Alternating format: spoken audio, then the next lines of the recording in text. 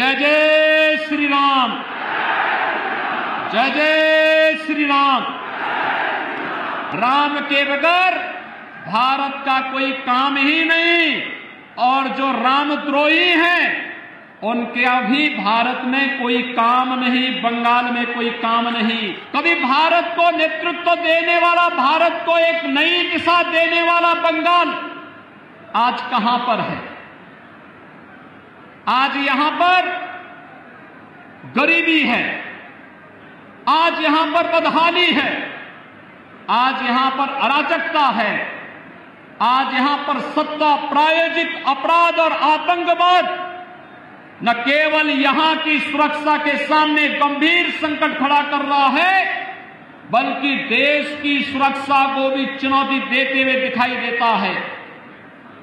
आज बंगाल में केंद्र सरकार की कल्याणकारी योजनाओं को लागू नहीं करने दिया जाता है, और आज बंगाल के अंदर एक तरफ यहां पर जिस बंगाल ने आदिशक्ति मां भगवती दुर्गा के अनुष्ठान का श्री गणेश करके पूरे देश के अंदर शक्ति का एक नया संचार किया था, आज उस बंगाल के अंदर दुर्गा पूजा पे प्रतिबंध लगाया जाता है।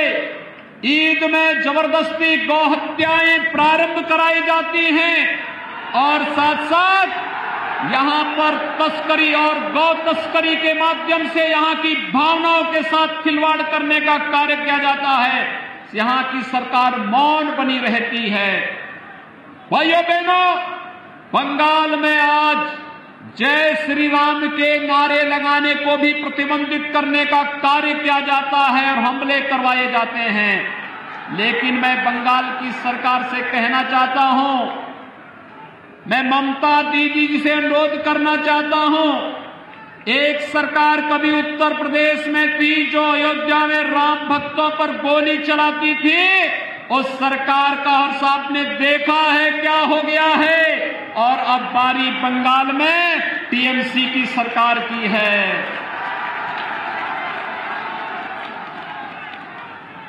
जो भी राम का द्रोही है, याद रखना, मालदा की धरती से ही मैं इस बात को कह रहा हूं, होली आने वाला है अभी कुछ ही दिनों के बाद, और कभी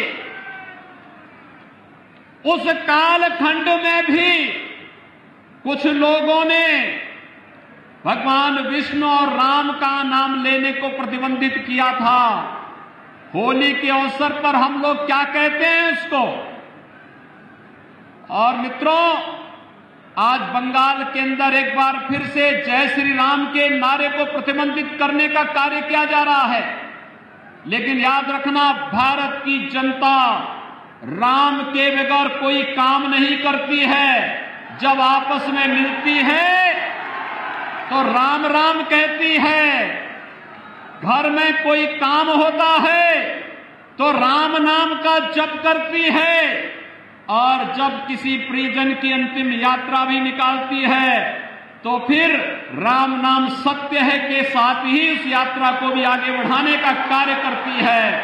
राम के बगैर भारत का कोई काम ही नहीं, और जो रामद्रोही हैं उनके अभी भारत में कोई काम नहीं, बंगाल में कोई काम नहीं। ये संकल्प हम सबको लेकर के चलना है। और मैं यही पूछना चाहता हूं टीएमसी की सरकार से कि आपको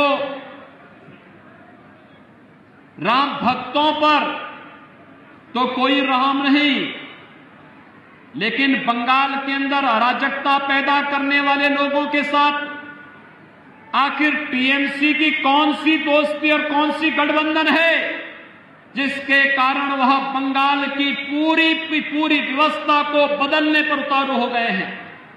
ये आत्मघाती कदम बंगाल की धरती से क्यों?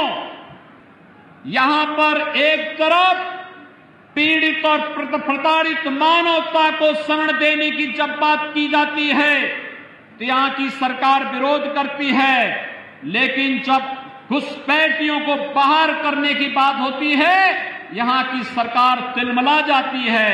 यहां की सरकार घुसपैठियों, अवैध घुसपैठियों के साथ में है, उसको यहां की जनता के साथ कोई लेना देना नहीं। और यही कारण है कि यहां की सरकार केंद्र सरकार की किसी भी कल्याणकारी योजना का लाभ यहां के नागरिकों को देने में पूरी तरह फेल है। अभी हमारा होली का पर्व होने जा रहा है। होली पूरी भव्यता के साथ मनाई जाती है। होली के आयोजन के साथ आप सबको मैं अग्रिम शुभकामनाएं देता हूं, अभिनंदन करता हूं आप सभी का। और होली के उत्सव को चुनाव के साथ जोड़ते हुए ये रंग बिरंगी होली 2 मई को बंगाल के अंदर सांस्कृतिक राष्ट्रवाद की दीपावली का उत्सव भी मनाया जाना चाहिए। इस संकल्प के साथ हम सब आगे बढ़ेंगे। आप सबके प्रति मेरी शुभकामनाएं। धन्यवाद। जय जय श्री राम। जय जय श्री राम।